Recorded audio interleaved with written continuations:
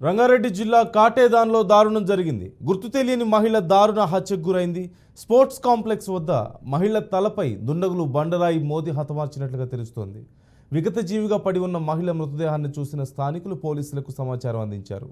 మైలార్దేవపల్లి పోలీసులు ఘటనా స్థలానికి చేరుకొని పరిశీలించారు. హత్యకు గురైన మహిళ వివరాలు సేకరిస్తున్నారు.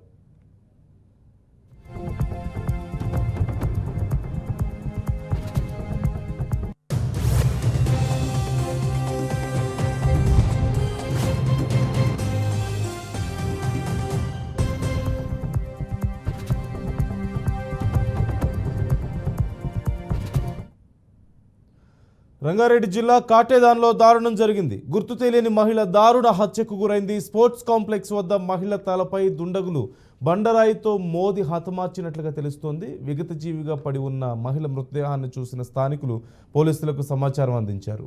మైలార్దేవపల్లి పోలీసులు ఘటనా స్థలికి చేరుకొని పరిశీలించారు. హత్యకు గురైన మహిళ వివరాలు ఇంకా సేకరిస్తున్నారు.